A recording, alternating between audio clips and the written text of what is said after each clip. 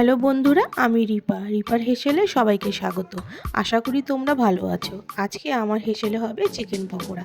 তো চলো আমার বানানো চিকেন পকোড়া রেসিপিটি তোমাদের সাথে শেয়ার করি। তো আমি এখানে চিকেন পকোড়া করবার জন্য 500 গ্রাম চিকেন নিয়েছি।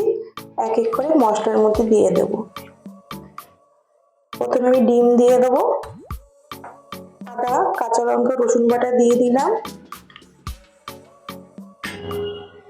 1 চামচ গোলমরিচ গুঁড়ো, 1 চামচ ভিনেগার দিয়ে দিলাম,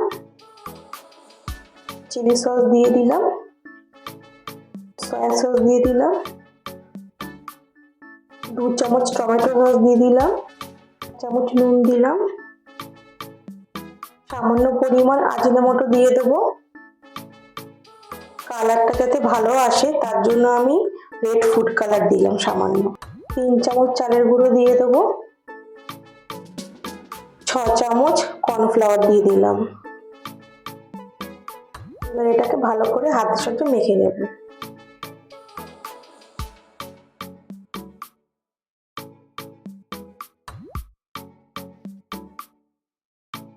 ভালো করে মেখে নিতে হবে। আমার চিকেন পকোড়াটা মাখা হয়ে গেছে। এখন আমি এটাকে 15 মিনিট রেস্টে রেখে দেব।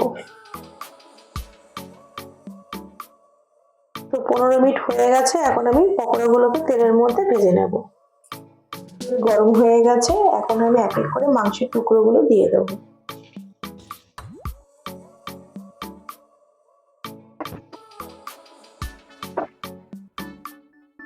গ্যাসের ফ্লেমটা মিডিয়াম রেখে আমি পকোড়াগুলোকে ভেজে নেব।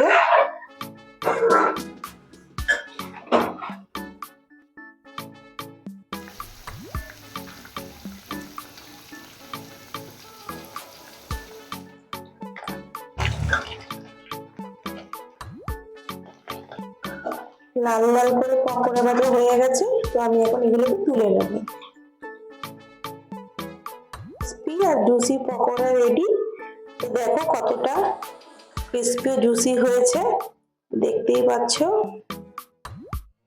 তো রেসিপিটি কেমন লাগলো সেটা কমেন্ট করে জানিও। অবশ্যই পছন্দ হলে লাইক, শেয়ার, সাবস্ক্রাইব করবে। দেখা হচ্ছে পরের ভিডিওতে।